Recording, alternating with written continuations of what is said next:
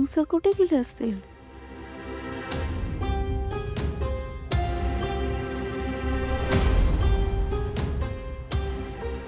Sarang sir, Sarang sir,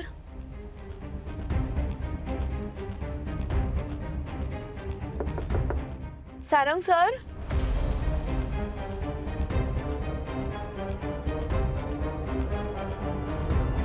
इथे पण नाहीयेत. फोन करून बघते.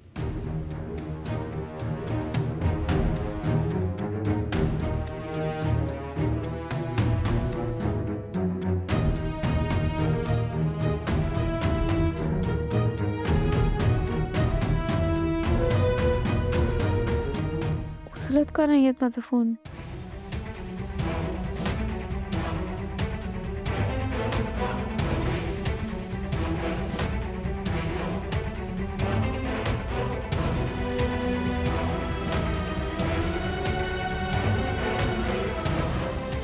Sarang sir, Sarang sir, Sarang sir,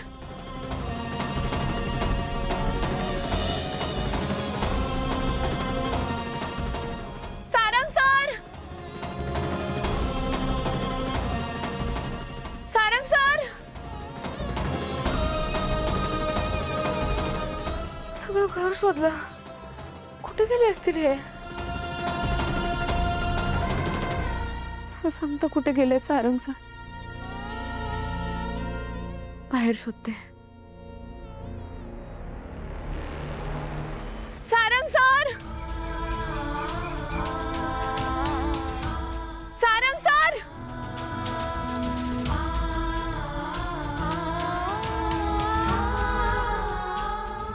गाडी पण नाहीये.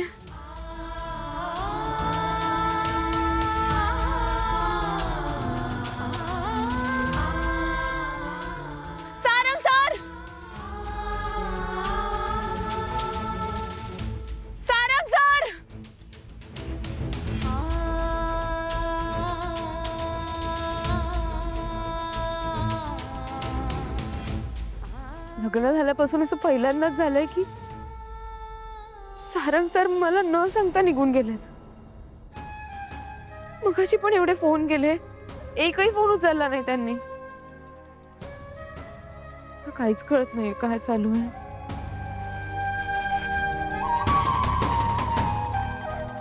कुठे गेले असतील?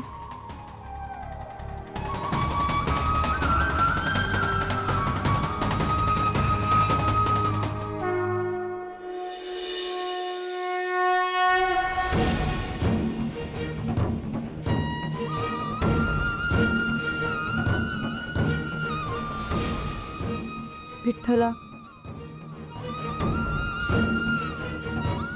मला मान्य आहे माझ्याकडून चूक झाली होती, पण माझ्या चुकीची शिक्षा तू त्यांना देऊ नको. मी माझ्या चुकीचं प्रायश्चित्त भोगायला तयार आहे. सारंग सर का वागतायत माझ्याशी असं? तू त्यांना लवकर घरी पाठव, मला खूप काळजी वाटते.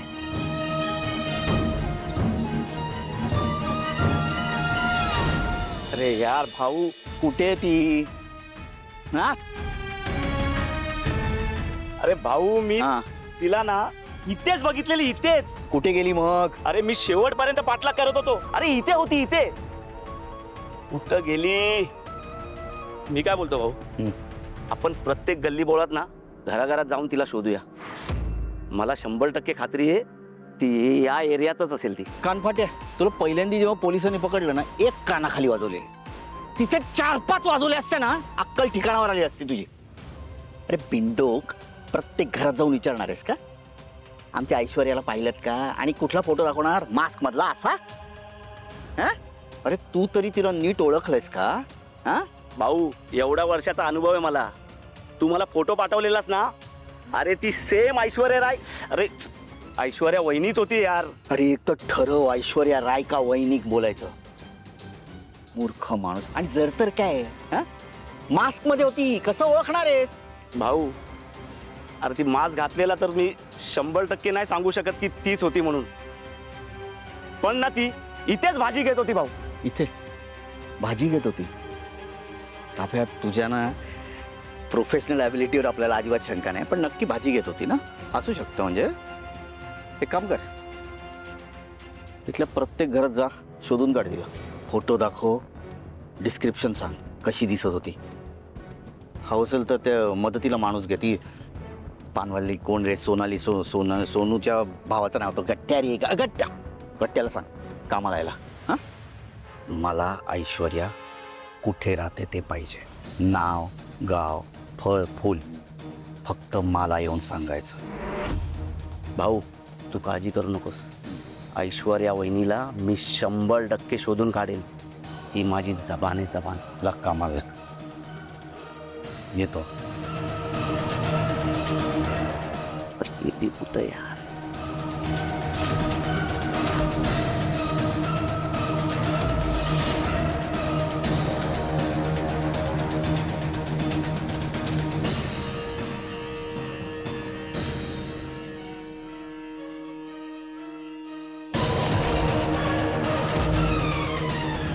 राजकुमारचं काय चाललंय? इतके डेस्परेटली का शोधतोय मला? काय प्लॅन आहे ह्याचा मला कळत नाहीये. ह्याच्या मागे काहीतरी हेतू असणार आहे आणि याचा हेतू कळल्याशिवाय मी याच्या समोर जाण्यात काहीच अर्थ नाही. नाही म्हणजे तुमची काही मदत मिळाली असती तर फार बरं झालं असतं. जगन्नाथजी मला खरंच माफ करा. माझी इच्छा असून पण तुमची या नोटीस संदर्भात मी काहीच मदत करू शकत नाही. बाकी इतर काही काम असेल तर नक्की सांगा. हे नाही जमणार. ठीक आहे साहेब, सहकार्याबद्दल धन्यवाद. ठेवतो. काय झालं? काय म्हणाले ते? ते आपली मदत करू शकत नाहीये, त्यांच्या हातात नाहीये.